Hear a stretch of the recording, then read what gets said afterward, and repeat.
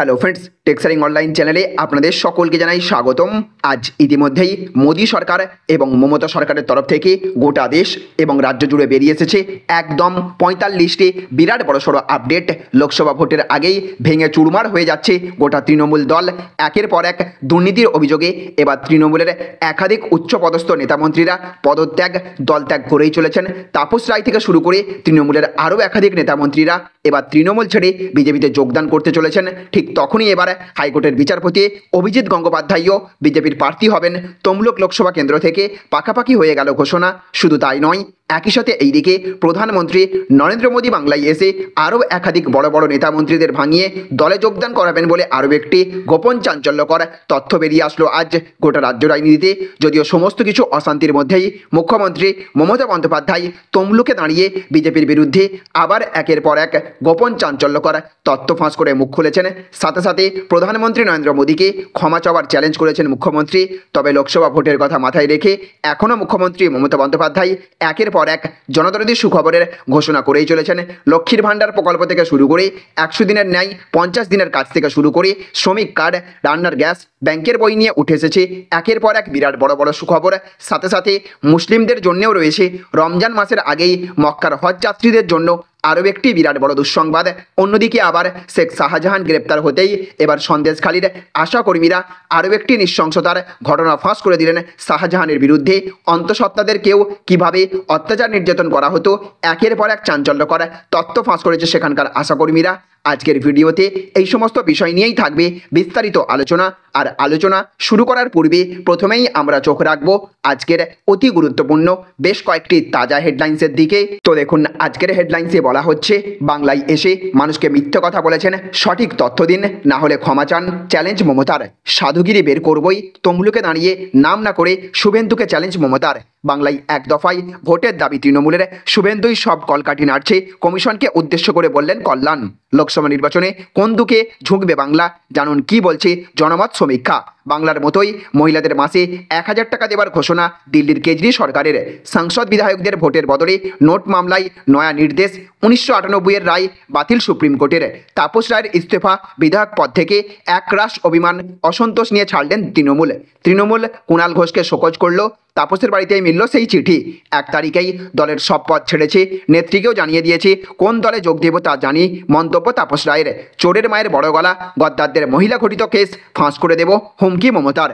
বিদ্যুতের সাবস্টেশন থেকে জল প্রকল্প, সুস্বাস্থ্য কেন্দ্র থেকে শিল্প প্রকল্প, তমলুকে কল্পতরু মমতা।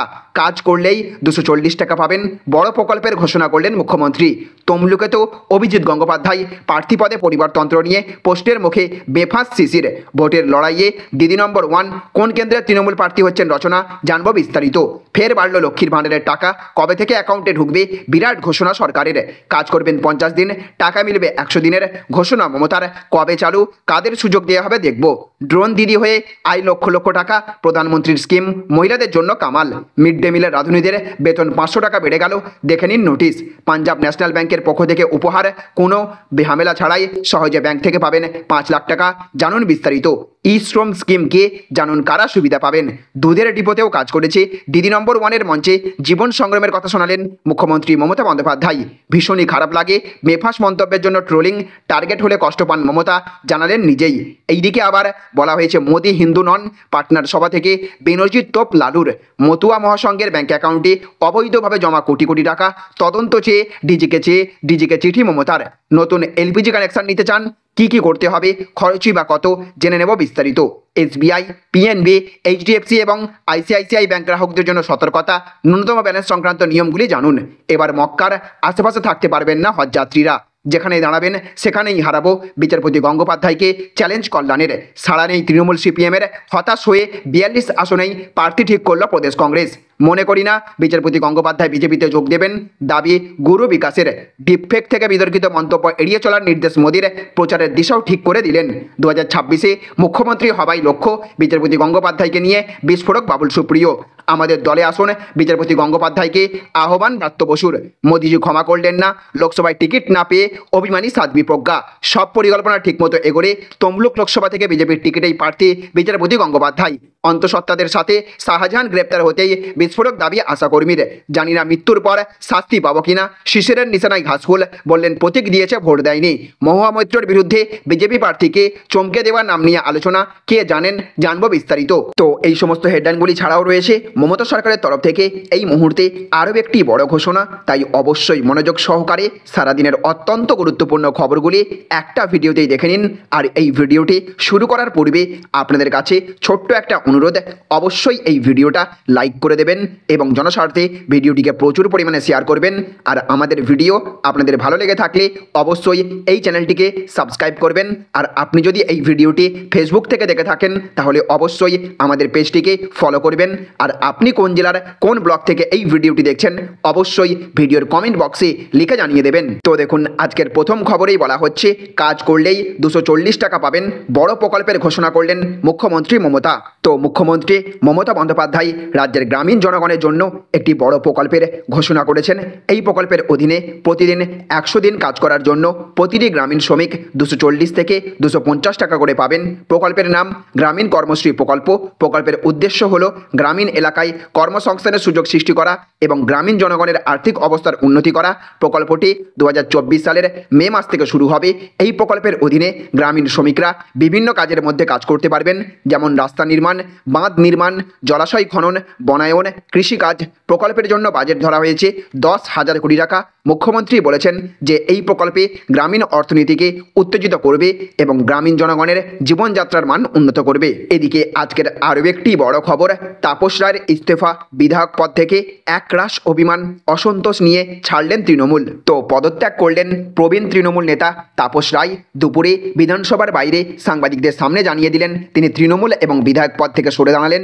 এরপর তিনি কি করবেন তা ভবিষ্যতে ঠিক করবেন বলে জানালেন বরানগরের বিধায়ক। দলের দুর্নীতি এবং সন্দেশখালীর ঘটনার পর থেকে মুখ দেখাতে পারছেন না তৃণমূল কংগ্রেসের বর্ষিয়ান নেতা তাপস রায়। একথা জানিয়ে সাংবাদিকদের সামনে একরাশ ক্ষোভ ঝরে পড়ল তার কণ্ঠে। এছাড়াও তার বাড়িতে ইডি অভিযান নিয়ে দলনেত্রী মমতা বন্দ্যোপাধ্যায়ের প্রতি অভিমান জানিয়ে বিধানসভায় গিয়েছিলেন বরানগরের বিধায়ক। এই দিন তিনি বলেছেন সন্দেশখালী এবং দলের দুর্নীতির কারণে মুখ দেখাতে পারছেন না। শাহজাহানকে নিয়ে দল এবং শীর্ষ নেতৃত্ব প্রতিবাদ করলেও তার সম্পর্কে একটি কথাও কেউ বলেননি। এই অবস্থায় তার পক্ষে আর মেনে নেওয়া সম্ভব হচ্ছে না বলেও জানিয়েছেন তিনি। এদিকে আবার আজকের আরও একটি বড় খবর, বাংলায় এসে মানুষকে মিথ্যে কথা বলেছেন, সঠিক তথ্য দিন, না হলে ক্ষমা চান, চ্যালেঞ্জ মমতার। তো নন্দীগ্রামের জেলাতে দাঁড়িয়েই দেশের প্রধানমন্ত্রীকে নিশানা বানালেন বাংলার মুখ্যমন্ত্রী। দিন দুয়েক আগেই বাংলায় জোড়া সভা সেরে গিয়েছেন প্রধানমন্ত্রী নরেন্দ্র মোদী। এই দিন পূর্ব মেদিনীপুর জেলার তমলুকে ছিল প্রশাসনিক মুখ্যমন্ত্রী মমতা বন্দ্যোপাধ্যায়ের প্রশাসনিক সভা। সেই সভা থেকেই তিনি তোপ দাগলেন প্রধানমন্ত্রীকে, কার্যত তাকে মিথ্যাবাদী বানিয়ে দিলেন তিনি। কেননা প্রধানমন্ত্রী বাংলায় এসে আবাস যোজনা নিয়ে যেসব কথা বলে গিয়েছেন এই দিন সেই সব দাবিকেই চূড়ান্তভাবে খণ্ডন করেছেন মমতা। বলেছেন বাংলায় এসে মানুষকে মিথ্যে কথা বলেছেন প্রধানমন্ত্রী। বলছে বাংলায় নাকি 43 লক্ষ বাড়ি তৈরি করে দিয়েছে। আমি বলছি পুরোটাই মিথ্যা। জবাব দিন, নয় মানুষকে সঠিক তথ্য দিন, আর না হলে ক্ষমা চান। প্রধানমন্ত্রী মানুষের কাছে ক্ষমা চান। এদিকে আজকের আরও একটি বড় খবর, এবার মক্কার আশেপাশে থাকতে পারবেন না হজযাত্রীরা। তো চলতি বছরের জুনে অনুষ্ঠিতব্য হজে দীর্ঘদিন ধরে প্রচলিত একটি নিয়ম বাতিল করেছে সৌদি আরব। নতুন নিয়ম অনুযায়ী হজযাত্রীদের জন্য মক্কার আশেপাশে থাকার স্থান নির্ধারণ করা হবে না। দেশটির হজমন্ত্রী তৌফিক আল রাবিয়া এই তথ্য জানিয়েছেন। খবর গালফ নিউজ। গত বৃহস্পতিবার গালফ নিউজের প্রতিবেদনে জানানো হয় মক্কার আশেপাশে ভবনে এখন থেকে থাকতে পারবেন না বিশ্বের বিভিন্ন দেশ থেকে আগত হজযাত্রীরা। এর বদলে হজযাত্রীরা আবাসিক ভবনে থাকতে পারবেন বলে জানিয়েছে সৌদি আরব সরকার।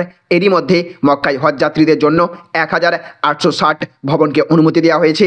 সৌদির সরকারি প্যানেলের তথ্য অনুযায়ী এইসব অনুমোদিত ভবনে প্রায় 12 লাখ হজযাত্রী থাকতে পারবেন।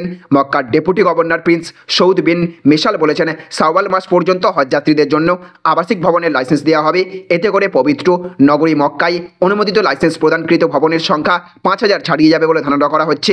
এবছর হজযাত্রীদের জন্য গতকাল থেকে ভিসা প্রদান শুরু করেছে সৌদি আরব কর্তৃপক্ষ, যা আগামী 29 এপ্রিল পর্যন্ত চলবে। চলতি বছরের 9 মে থেকে বিশ্বের বিভিন্ন দেশ থেকে হজে যাবেন হজযাত্রীরা। তো দেখুন আজকের আরও একটি বড় খবর, অন্তঃসত্ত্বাদের সাথে শাহজাহান গ্রেপ্তার হতেই বিস্ফোরক দাবি আশাকর্মীর। তো দেখতে দেখতে 3 দিন হয়ে গেল গ্রেপ্তার হয়েছেন সন্দেশখালীর বেতাজ বাদশাহ। সিআইডি হেফাজতে এখন দিন কাটছে শেখ শাহজাহানের। এদিকে আস্তে আস্তে নিজের ছন্দে ফিরছে সন্দেশখালীর মানুষজন। শাহজাহান, শিবু হাজরা, উত্তম সর্দাররা গ্রেপ্তার হওয়ার পর একটু স্বস্তির আশায় রয়েছেন সকলে, কিন্তু সত্যি কি স্বস্তি ফিরবে?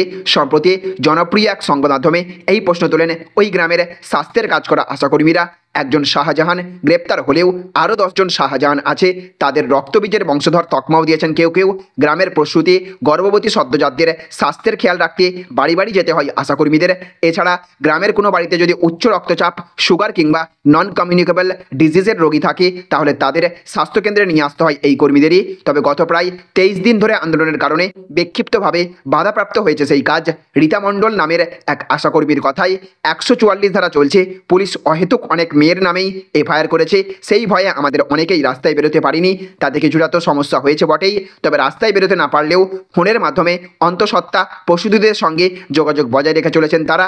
দরকার পড়লে তাদের বাড়ি এসে ওষুধ নিয়ে গেছেন গর্ভবতী প্রসূতিদের বাড়ির লোকজন।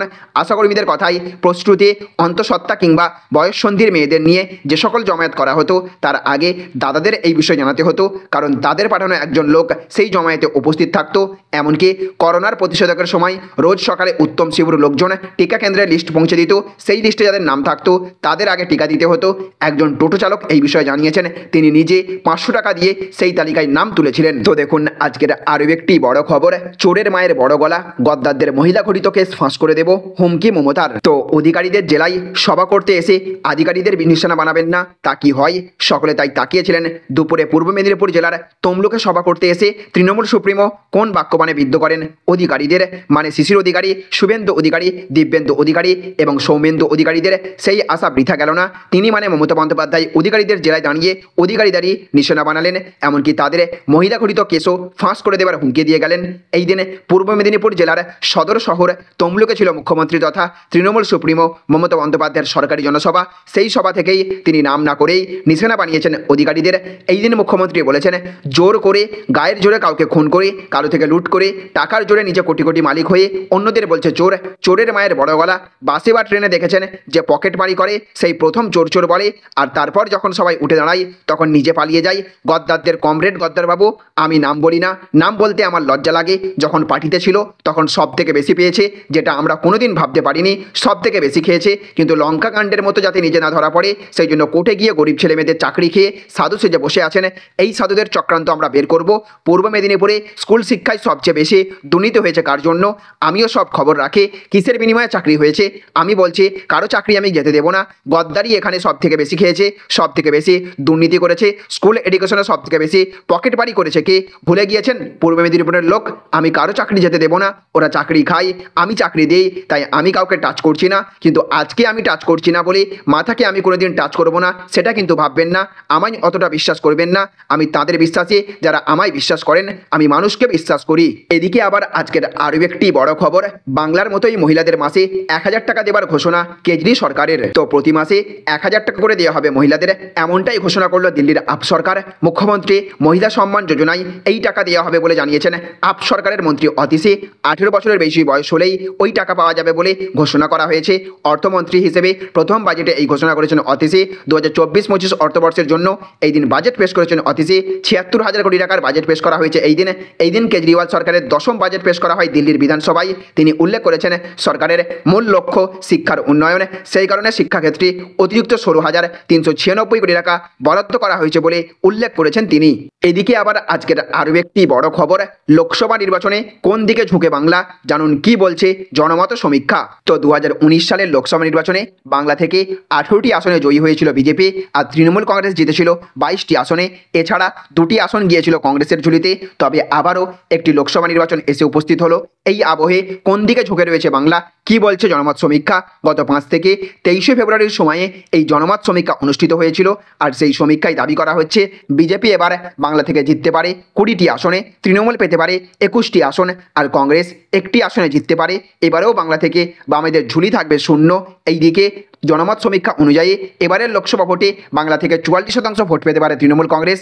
এদিকে বিজেপি পেতে পারে 43% ভোট, অপরদিকে বামেদের ঝুলিতে এবার যেতে পারে 5% ভোট, আর কংগ্রেস এবার পেতে পারে 3% ভোট। তো দেখুন আজকের আরও একটি বড় খবর, মোদি হিন্দু নন, পাটনার সভা থেকে বেনর্জির তোপ লালুর। তো এই দিন পাটনার জনসভায় চেনা মেজাজে দেখা গিয়েছে লালু প্রসাদ যাদবকে চেনা স্টাইলে মোদিকে নিশানা করে যা বললেন তার বাংলা তর্জমা করলে দাঁড়ায়, মোদিকে কোনো বিষয় নাকি এই নরেন্দ্র মোদী পরিবারবাদের উপর হামলা করছে, তুমি বলো তোমার কেন কোনো সন্তান হয়নি। অধিক সন্তান হওয়া ব্যক্তিদের বলছে যে পরিবারতন্ত্র তৈরি করছে, তার খোঁচা নরেন্দ্র মোদীর নিজের পরিবার না থাকলে আমরা কি করতে পারি। এখানেই থামেননি লালু, মোদীর হিন্দু পরিচয় নিয়েও প্রশ্ন তুলেছেন তিনি, কেন সেখানেও আরজেডি সুপ্রিমো টেনে এনেছেন তার মাকে। লালুর মতে উনি সত্যিকারের কোনো হিন্দু নন, হিন্দু সংস্কৃতিতে বাবা মা মারা গেলে পুত্র সন্তান তার চুলদাড়ি কামিয়ে ফেলেন, মোদী তার মা মারা যাওয়ার পরে এমনটা কিন্তু করেননি। তাহলে ফ্রেন্ডস বুঝতে পারলেন, এই ছিল আজকের কয়েকটি গুরুত্বপূর্ণ আপডেট। এই ভিডিওটি আপনাদের যদি ভালো লেগে থাকে তাহলে অবশ্যই ভিডিওটিতে এক্ষুনি একটা লাইক করবেন এবং অবশ্যই ভিডিওটিকে রাজ্যের সমস্ত মানুষের কাছে শেয়ার করে সকলকে জানার সুযোগ করে দেবেন। ভালো থাকবেন, সুস্থ থাকবেন। Thank you friends, thank you for watching.